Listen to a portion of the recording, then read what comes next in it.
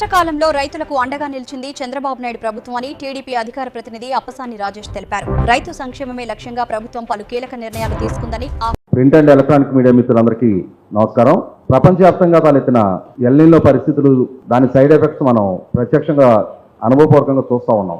మహారాష్ట్ర లాంటి రాష్ట్రంలో విపరీతమైన వర్షాలు, వరదలతో సతమతమవుతుంటే ఆంధ్రప్రదేశ్ రాష్ట్రంలో అలాగే తెలంగాణ రాష్ట్రంతో కూడా కలుపుకొని జూన్ నెలాఖరికి కురవాల్సిన వర్షంలో ఇప్పటికే దాదాపుగా 30% తక్కువ వర్షపాతం నమోదైన సందర్భం మన కళ్ళ ముందు కనిపిస్తూ ఉంది. ముఖ్యంగా కృష్ణా పరివాహక ప్రాంతంలో బహుశా ఈ ఖరీఫ్కి నీటి సంక్షోభం తలెత్తే పరిస్థితులు ఉంటాయేమోననే ఆందోళన కళ్ళ ముందు కనిపిస్తూ ఉంది. ఖరీఫ్ సీజను ముంచుకొస్తా ఉంది. ఇటువంటి పరిస్థితుల్లో రెండు ప్రాంతాల రైతులు చాలా నిశ్చింతగా ఉన్నారు. 152 టీఎంసీల నికర జలాల ఎలకేషన్ ఉన్న కృష్ణా డెల్టా, అలాగే శ్రీశైలం నుంచి రాయలసీమకి పోతిరెడ్డిపాడు ద్వారా నీటి తరలింపు ద్వారా అక్కడ సాగునీటి సౌకర్యాన్ని అనుభవించే రాయలసీమ రైతాంగం. మరి ఒక పక్క కృష్ణాలో నీటి లభ్యత తక్కువ ఉంది అనుకుంటున్నాం, రెండో పక్క తక్కువ వర్షపాతం నమోదైంది అనుకుంటున్నాం. అయినా సరే ఈ రెండు ప్రాంతాల ప్రజలు ఎందుకు స్థిమితంగా ఉండగలిగారు అని అంటే దానికి ఉన్న ప్రధాన కారణం వారికి అందరికీ ఉన్న ధైర్యం రాష్ట్ర పాలకుడిగా చంద్రబాబు నాయుడు గారు, అలాగే ఆయన ద్వారా నిర్మాణం జరిగి 2017 సంవత్సరం నుంచి ఇప్పటి వరకు దేశంలోనే మొట్టమొదటి సక్సెస్ఫుల్ నదుల అనుసంధానానికి తొలిమెట్టుగా నిలిచిన పట్టిసీమ ప్రాజెక్ట్.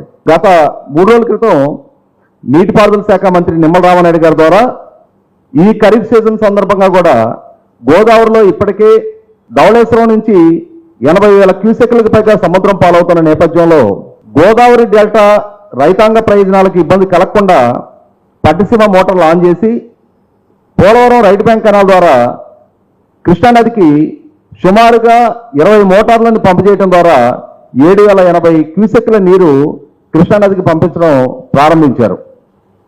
అంటే కృష్ణానదిలో నీటి లభ్యత లేకున్నా గోదావరి కృష్ణ అనుసంధాన కార్యక్రమాన్ని విజయవంతంగా చంద్రబాబు నాయుడు గారు అమలు చేయడం ద్వారా ఇవాళ 13 లక్షల ఎకరాల కృష్ణా డెల్టా వ్యవసాయాన్ని స్థిరీకరించారు. 170 సంవత్సరాల, ఎందుకంటే 1850 దశకంలో సర్ ఆర్థర్ కాటన్ గారి ద్వారా స్థిరీకరణ జరిగిన కృష్ణా డెల్టా కృష్ణానది మీద కర్ణాటక, మహారాష్ట్రలో నిర్మాణం చేసిన ప్రాజెక్టుల నేపథ్యంలో క్రమక్రమంగా కృష్ణా పరివాహక ప్రాంతంలో నీటి లభ్యత తగ్గిపోతూ వస్తున్న నేపథ్యంలో కృష్ణా డెల్టాని స్థిరీకరించడం కోసం ఆనాడు చంద్రబాబు నాయుడు గారు 9 సంవత్సరాల క్రితం ప్రారంభించిన పట్టిసీమ ప్రాజెక్టు. ఆ ప్రాజెక్టు ప్రారంభించిన నాడు ఆ రోజుల్లో ప్రతిపక్ష నాయకుడిగా ఉన్న జగన్మోహన్ రెడ్డి గారు ఎంత రాజకీయపు అవగాహన లేకుండా ఆయన ఆ ప్రాజెక్టును వ్యతిరేకించారు. అది పట్టిసీమ కాదు వట్టిసీమ అని చెప్పని ప్రజలలో చంద్రబాబు నాయుడు గారిని అవహేళన చేశారు అనేది మనకందరికీ అనుభవపూర్వకంగా తెలుసు. ఒకే సందర్భంలో గోదావరిలో, కృష్ణాలో వరద వచ్చే పరిస్థితుల్లో గోదావరి నుంచి కృష్ణానదికి నీరు తరలించాల్సిన అవసరం ఏముంది అని చెప్పని ఆ రోజు ఆయన అవగాహన లేమితో ఆయన ప్రస్తావించిన తీరు. అదే సందర్భంలో అసలు స్టోరేజ్ కెపాసిటీ లేకుండా ప్రకాశం బ్యారేజ్ దగ్గర ఉండే 3 టీఎంసీల స్టోరేజ్ కెపాసిటీకి గోదావరి నుంచి నీరు ఇక్కడికి తరలించాల్సిన అవసరం ఏముంది అని చెప్పని ఆ రోజు ఆయన ప్రజలను తప్పుదో పట్టిస్తూ ప్రభుత్వ ఉద్దేశాలకి వక్రభాష్యాలు చెప్పిన తీరు.